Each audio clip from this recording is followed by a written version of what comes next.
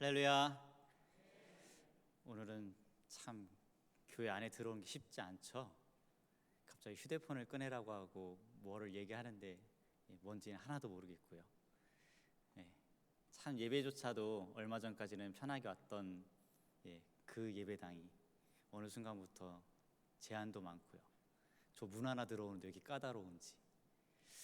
오늘 말씀 가운데 다시 한번 우리가 이 시대를 살아가면서 그리스도인인 우리들이, 하나님의 백성이라고 하는 우리들이 어떻게 살아갈지를 다시 한번 보시길 바랍니다.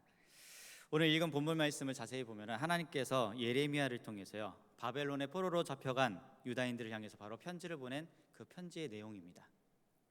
근데 이 편지의 시작을 보게 되면은 이렇게 시작합니다. 만군의 여호와 이스라엘 하나님이라고 바로 말씀하고 계십니다.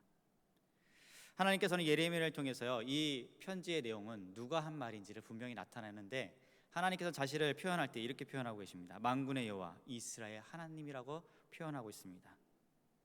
그리고 이 편지를 받는 백성들은 지금 바벨론의 포로로 잡혀 있고요. 이 말씀을 자세히 보게 되면은 여호와 하나님께서는요, 온 세상의 주권자가 되시고 만왕의 왕이 되신다라는 그 선포를 이 말씀 가운데 하십니다. 비록 이스라엘 백성들이 포로로, 나라는 잃어버리고 포로로 잡혀가 있는 그 상황 속에서 이스라엘 땅에 이스라엘 민족이 거하지 않고요, 먼 타국에 가 있습니다. 그러면서도 하나님께서는 그들에게 말씀하기를 나는 만군의 여호와라고 평가합니다.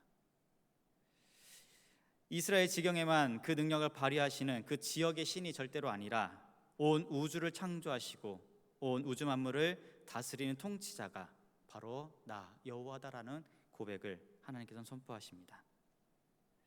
그러나 하나님께서는 이것만 선포하시는 것이 아니라 그 뒤에 보면요, 바로 이스라엘 하나님이라고 또한 말씀하십니다. 하나님께서 택하신 언약의 백성, 그리고 이스라엘 끝까지 지키시고 돌보시는 그 여호와가 바로 나다라는 것을 말씀하십니다. 즉 이 편지의 시작을 보게 되면요, 만군의 여호와 이스라엘 하나님이라고 불리는 거룩하신 분, 그리고 존귀하신 분, 지존하신 분, 그리고 신실하신 분, 또한 모든 만물을 창조하시며 다스리시는 분, 그들의 회의와 염려와 불신앙과 절망을 즉시 걷어갈 수 있는 능력의 주요, 또한 영광의 주이심을 바로 선포하는 문구가 바로 이 문구입니다. 우리가 믿는 하나님이 바로 이 하나님이십니다. 창조주이시고요, 모든 우주 만물을 다스리시는 분, 또한 말씀하신 그대로, 언약하신 그대로 그 약속을 이루어 가신 신실하신 하나님이 바로 우리가 믿는 하나님이십니다. 그 하나님께서 지금 이스라엘 백성들에게, 포로로 잡혀 있고 희망조차 보이지 않는 그들에게 말씀하시기를 내가 바로 만군의 여호와 하나님이다라고 선포하십니다. 이 만군의 여호와 이스라엘 하나님께서 바로 포로로 잡혀간 유대인들에게 예레미야를 통해서 하나님의 말씀을 서신으로 바로 보내십니다. 우리가 만약 이때 유대인처럼요, 나라가 멸망하고요, 또한 포로로 잡혀갔을 때 어느 말씀을 늘 기대하실지를 한번 생각해 보시기 바랍니다. 나라는 잃어버렸고요, 고향에서조차 살지 못하고 타국으로 이제 끌려왔습니다. 당연히 이러한 상황 속이라면, 희망조차 보이지 않는 이 상황 속에서라면 당연히 우리가 꿈꾸는, 우리가 바라보는 것은 빨리 이 시기가 지나갔으면, 그리고 빨리 고향으로 돌아갔으면, 그리고 우리를 지금 어떻게 보면 나라를 멸망시키고 포로로 끌려와 있는 이 바벨론이라는 나라가 하루속히 멸망했으면, 그러면 고향으로 빨리 돌아갈 수도 있고요, 이러한 생각들을 우리는 할 것입니다. 그러나 놀랍게도 하나님께서는요, 이 유다인들에게 보내는 말씀의 내용들을 자세히 보게 되면요, 우리의 생각과는 전혀 다릅니다. 우리는 빨리 이 모든 시기, 이 고난들, 이 환난들이 끝나기를 원하는데, 하나님께서는 오히려 포로로 잡혀간 유대인들에게 이렇게 말씀하십니다. 오히려 그 내용을 딱 추리면요, 바벨론에 너희들은 정착하라라고 바로 말씀하십니다. 여호와 하나님은 능력의 하나님이셔서 모든 걸 다 끝낼 수 있는 하나님이신데, 우리도 마찬가지로 이러한 모든 환경들, 아니면 이런 어려운 거 하나님의 능력이라면 당연히 해줄 수 있는데, 근데 그 하나님께서 지금 이스라엘 백성들에게 하시는 말씀이 거기에 정착하라는 것입니다. 예레미야 28장 11절 말씀에 보면요, 하나냐라는 선지자가 있습니다. 거짓 선지자입니다. 근데 이 거짓 선지자는 백성들에게 이렇게 말합니다. 모든 백성 앞에서 말하여 가로되 여호와께서 이같이 말씀하시되 내가 두 해가 차기 전에 열방의 목에서 바벨론 왕 느부갓네살의 멍에를 이같이 꺾어버리라 하셨느니라 라는 말씀이 있습니다. 이 선지자의 말은요, 너희들 그 오래 안 가, 한 2년만 지나면 그 멍에서 벗어날 수 있어라고 하면서, 어쩌면 우리가 아까 처음에 제가 질문 드렸던 그 마음이요, 우리가 원하는 마음입니다. 빨리 끝났으면, 빨리 이 시기가 지났으면, 이런 부분들입니다. 이처럼 거짓 선지자들은요, 백성들이 듣기 좋은 내용, 2년 내에 이 포로 생활이 끝난다라는 이와 같은 거짓말 같은 내용들을 바로 하고 있습니다. 어쩌면 우리가 원하는 대답이 바로 이런 대답, 어쩌면 우리가 원하는 신앙의 삶이 또한 이런 신앙의 삶일 수도 있습니다. 그러나 하나님께서는요, 예레미야를 통해서 하신 말씀이 70년이라고 분명히 말씀하십니다. 2년과 그리고 70년은 너무나도 차이 납니다. 어쩌면 이 70년이라는 단어를 들었을 때에는요, 더 희망조차 보이지 않을 수도 있습니다. 거짓 선지자가 말하는 그 2년, 그래 눈 한번 딱 감고 버티면 지나는 시간인데, 하나님은 오히려 70년이라고 말씀하십니다. 이 70년 동안 바벨론 땅에서 살도록 바로 하나님께서는 작정하셨고요, 또한 그들에게 거기서 살면서 집도 짓고 사업도 하고 결혼도 하면서 번성하라라고 말씀하십니다. 이것도 어떻게 보면 우리의 생각에서, 우리의 가치관에서 맞지 않는, 도저히 이해할 수 없는 말 중에 하나인데, 하나님께서는 7절로 넘어가면서 더 놀라운 것을 또한 말씀하십니다. 이 바벨론에서 집을 짓고 농사를 짓고 결혼하여 자녀를 낳고 살아가는 것, 이거 역시 쉬운 게 아닌데, 그 다음에 하나님께서는 7절에 이렇게 말씀하십니다. 너희는 내가 사로잡혀 가게 한 그 성읍의 평안하기를 힘쓰고 위하여 여호와께 기도하라. 이는 그 성이 편안함으로 너희도 편안할 것이다 라고 말씀하고 계십니다. 이 하나님의 말씀은요, 유대 민족의 입장에서 보면요, 납득하기 정말 어렵습니다.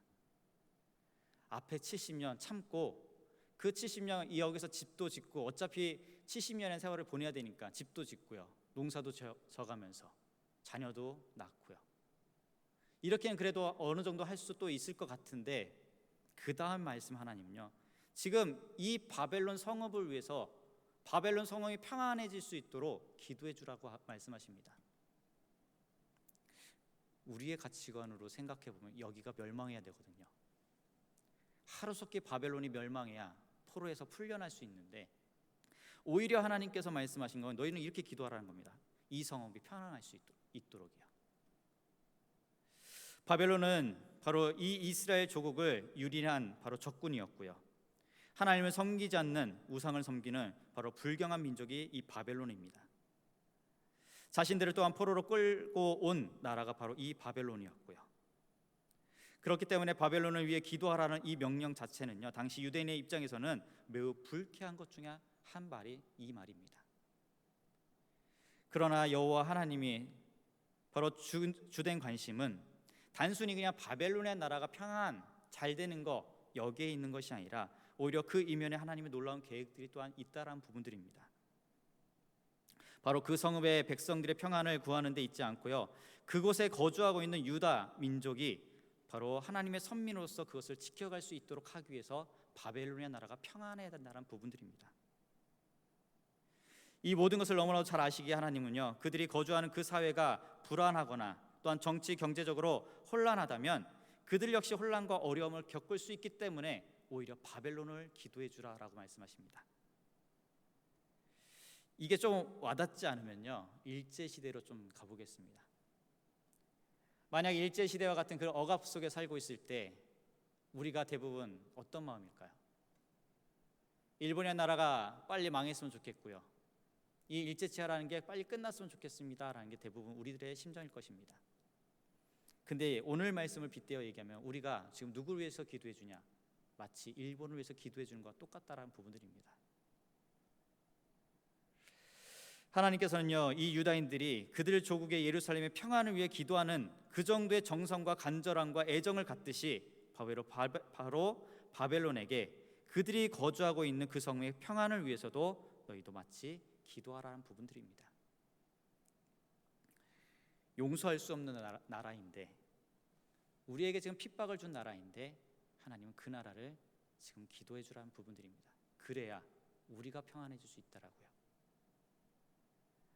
사도 바울이 디모데전서 2장 1절부터 2절까지 말씀을 보면 이런 말씀이 있습니다. 그러므로 내가 첫째로 기도로 권하노니 모든 사람을 위하여 간구와 기도와 도구와 감사를 하되 임금들과 높은 지위에 있는 모든 사람을 위하여 하라. 이는 우리가 모든 경건과 단정한 중에 고요하고 평안한 생활을 하려 함이니라라는 말씀이 있습니다. 이 말씀을 자세히 보게 되면요, 하나님께서는 우리들이 이웃과의 원만한 관계를 가지며 사회 질서를 잘 지키고 법을 정직하게 준수함으로써 거주하는 그곳에서 평안한 삶을 살도록 힘쓰라는 말들이 바로 이 말씀입니다. 사회적으로 어려운 것도 있고요, 물론 지금과 같은 상황들이 우리들에게도 놓여집니다. 대부분 우리가 이러한 상황이라면요, 먼 탓 이렇게 남의 탓을 많이 합니다. 그러면서 때로는요, 원망과 불평들, 왜 이렇게 하냐고 우리 안에 그런 마음들이 솟아나올 때가 너무나도 많습니다. 우리가 다시 한번 지금의 환경들, 지금의 시대들을 다시 한번 보시기 바랍니다. 하나님께서 지금 이스라엘 백성들에게 너희들 지금 이 바벨론의 성읍을 위해서 기도해 주라, 그들이 평안할 수 있도록 기도해 주라라고 말씀하십니다. 여기에서 더 중요한 건요, 바로 7절 말씀이 이렇게 말씀하십니다. 그 성읍에 평안하기를 힘쓰고 위하여 누구에게 기도하라고 분명히 말씀하십니다. 여호와께 기도하라고요. 더 중요한 건요, 이 기도의 대상 그리고 그 주권자가 누구인지를 보시기 바랍니다. 즉, 이 성읍의 평안을 위해 여호와께 기도를 바로 여호와께 해야 된다는 것입니다. 여기서 말하는 이 기도라는 말은요, 우리가 흔히 알고 있는 단어 중보 기도, 이거와 비슷한 의미를 갖고 있습니다. 겉으로 보여지는 것은요, 그곳에서 자신들의 평안을 바로 구하라는 것을 또한 볼 수 있지만, 그 이면에 하나님께서 꿈꾸시는 것은, 하나님께서 또한 계획해 놓으신 것은 하나님께 지속적으로 기도하며 절대자이며 그들에게 언약을 주신 하나님과의 계속해서 복된 관계를 거기서 맺고 유지하고 있으라. 그러면서 하나님과 참된 평안을 누리며 살아가라는 부분들입니다. 환경은 변화되질 않았습니다. 바벨론을 평안히 기도해 준다라고 해서 모든 환경이 한순간에 그냥 자유롭지는 않습니다. 근데 하나님께서 여기서 원하시는 건요, 환경은 변하지 않아도요, 그 중심, 그 마음은 너희들이 비록 바벨론의 포로로 잡혀 있어도 만군의 여호와 내가 너희와 함께하고 있고요, 그리고 내가 약속하신 그 약속을 이룬다라는 신실한 하나님이라는 것을 믿고 계속해서 깊은 하나님과의 관계를 맺고 있으라는 말을 바로 의미하고 있습니다. 그리고 때로는 증거할 수 있는 기회가 주어진다면 그 기회를 놓치지 말고 늘 증거하며 살아가라는 부분들입니다. 이 말의 의미는 비록 너희들은 포로로 나라를 잃고 주권을 잃은 그 바벨론의 포로로 잡혀 있어도 거기서 너희가 여호와 하나님 만군의 하나님을 증거할 수 있으면 그곳에서도 변함없이 하나님을 증거하면서 나타내면서 선포하면서 바로 살아가라라고 말씀하십니다. 앞으로 더 나아지는 일만을 기대하기보다는 하나님의 백성으로 하나님의 자녀로서 하나님을 선포하는 삶을 바로 살아가라는 부분들입니다. 물론 우리도 이 상황이라는 게 더 빨리 나아지면 좋겠습니다.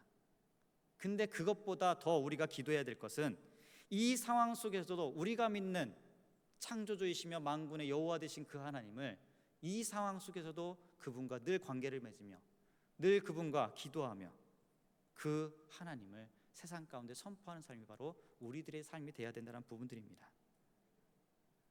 그래서 우리가 하나님의 백성으로 살아가면서 감당해야 될 것은 바로 늘 우리는 선교적 사명들을 가지고 살아가셔야 됩니다. 선교사들만 아니면 교회 직분자들만, 때로는 가을에 있는 전도 축제 이때만이 아니라요, 매 순간 어떤 환경에서도 모든 걸 다 잃은 상황 속에서도 이 선교적 사명을 갖고 살아가는 모습이 우리 가운데 있어야 된다는 부분들입니다. 실제로 이 포로로 끌려갔을 때 우리가 잘 아는 인물이 있습니다. 다니엘, 그리고 그의 세 친구들입니다. 근데 이 다니엘과 세 친구를 보게 되면요, 다니엘서에 세 친구는 뜨거운 풀무 가운데 들어갑니다. 신앙이라는 것을 끝까지 지키고요, 그들이 변치 않고 하나님에 대한 그 믿음을 신실히 지키며 하나님이 어떤 분이라는 것을 몸소 이제 보여줍니다. 그때 느부갓네살 왕이 이런 고백을 합니다. 사드락과 메삭과 아벳느고의 하나님을 찬송할지로다.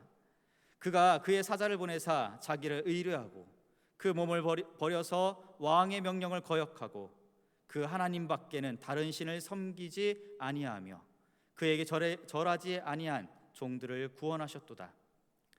그러므로 내가 이제 조서를 내리노니 각 백성과 각 나라와 각 방언하는 자가 무릇 사드락과 메삭과 아벳느고의 하나님께 설만이 말하거든 그 몸을 쪼개고 그 집으로 기름터를 삼을지니 이는 이같이 사람을 구원할 다른 신이 없다라고 바로 고백하고 있습니다.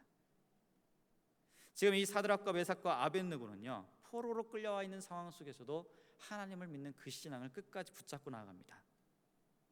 그러면서 놀라운 하나님의 체험을 하면서 오히려 이 이방의 나라의 왕의 고백이 바로 다른 신을 이렇게 구원하지 못하는데 이들이 믿는 여호와 하나님만이 사람을 구원할 수 있다라는 고백을 합니다.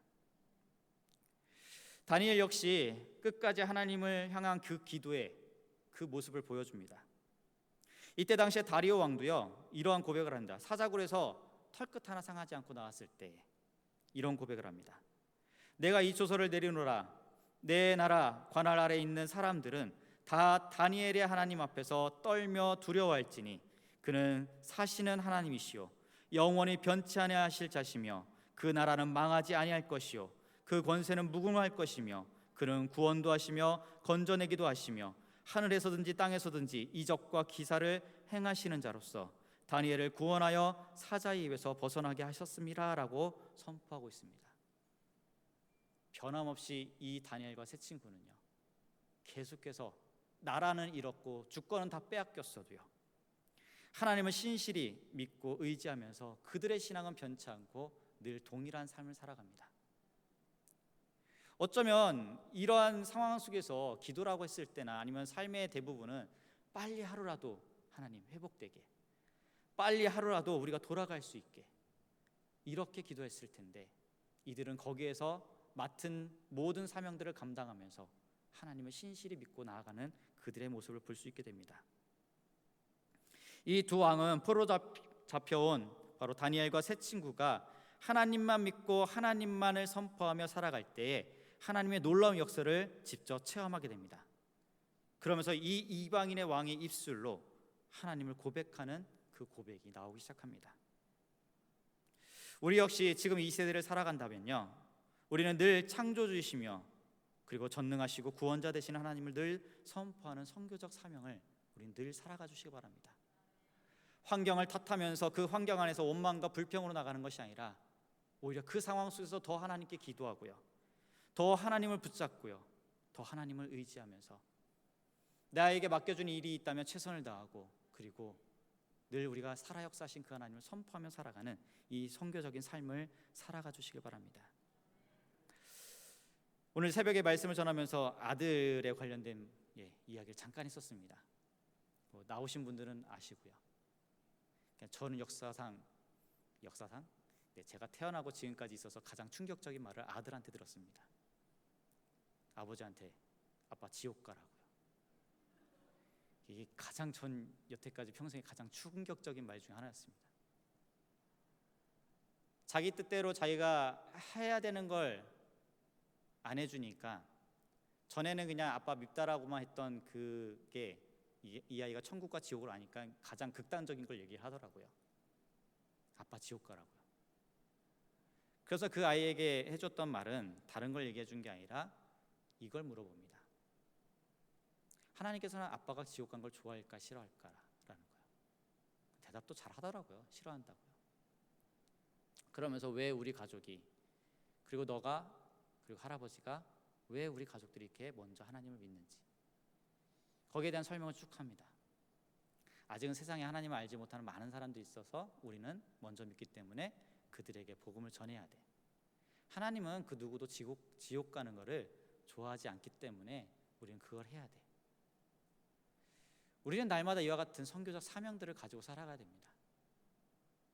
나만 잘 먹고요, 나만 신앙생활해서 좀 건강해지고요, 내가 그 하나님을 내 안에 국한시켜서 내 아이의 삶을 위해서만 하나님을 찾고 믿는 것이 아니라요, 하나님은 만주의 주가 되십니다.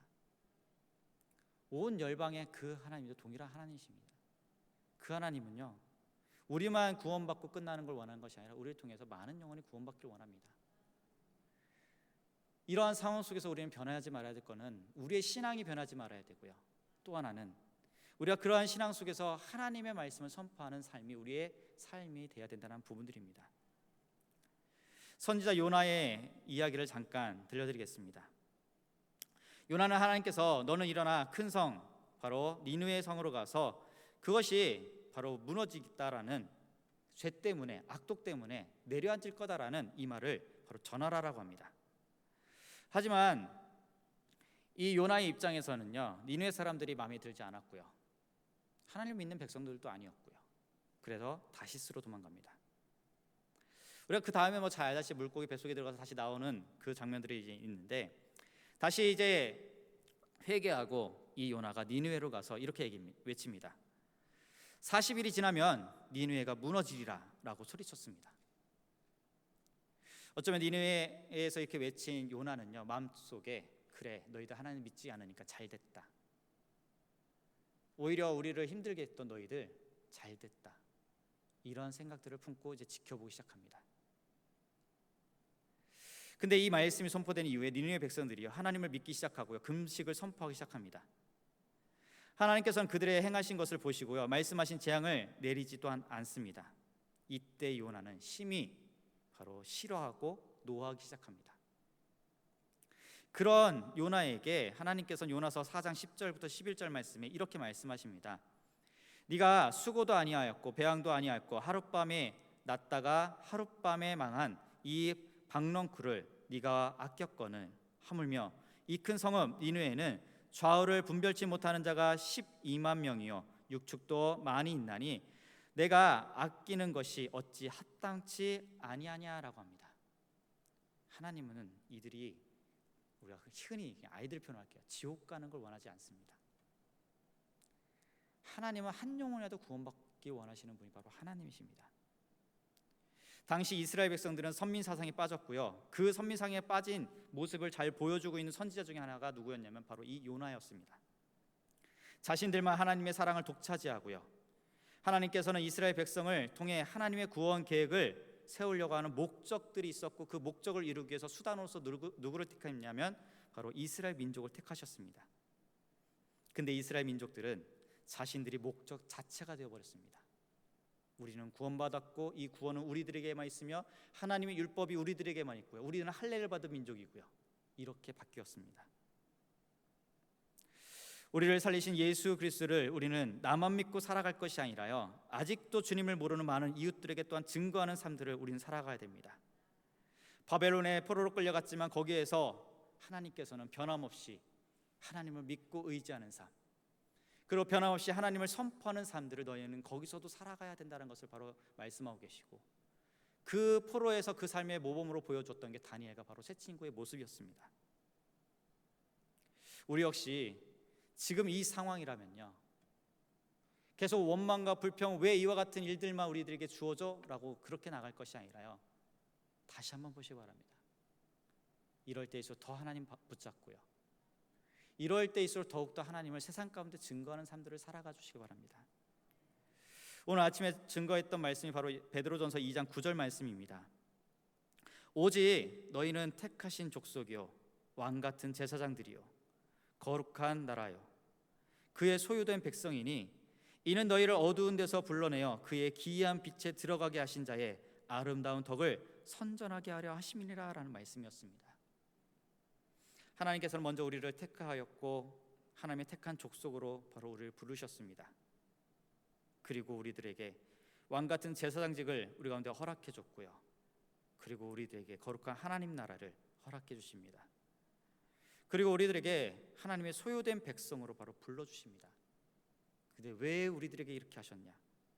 그 뒤에 말씀이 이것입니다. 바로 이는 너희를 어두운 데서 불러내어 그의 기이한 빛에 들어가게 하신 자의, 다시 쉽게 말씀드리면요, 죽을 수밖에 없었던 우리들을 영원한 삶으로 이끄신 하나님의 놀라운 구원의 계획들이 있었고, 그 구원을 누리는 게 지금 누구냐? 우리들입니다. 이 구원을 우리가 그렇게 받았기 때문에 그 뒤에 이렇게 말합니다. 아름다운 덕을 선전하여 하려 하십니다. 이렇게 우리를 먼저 불러주신 건요, 세상 가운데 하나님의 놀라운 이와 같은 일들을 선포하고 증거하며 살아가라는 부분들입니다.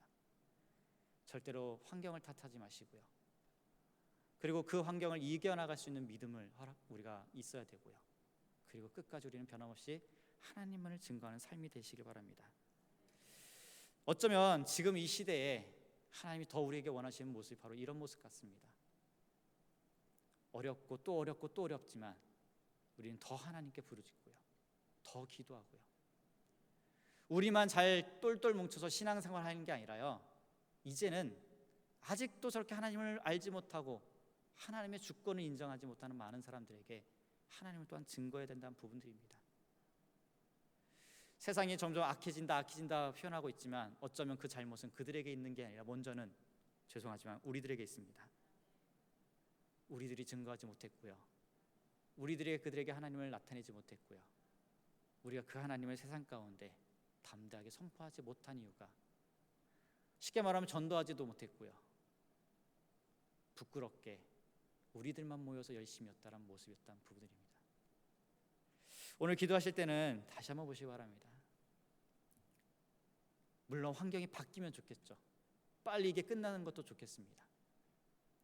하지만 이것만 기도할 게 아니라 오늘 말씀을 기억하시면서 우리의 신앙이 더 하나님을 찾고 붙들며 그리고 세상 가운데 아직도 이렇게 하나님을 모르는 많은 사람들이 우리를 짓누르고 있을 때 그들을 원망하기보다는 먼저 우리가 복음을 전하는 거예요. 우리가 여태까지 우리만 이렇게 신앙생활 하다 보니까 아직 하나님을 모르는 많은 사람들이, 하나님의 주권을 모르는 뻣뻣한 많은 사람들이 너무나도 많습니다.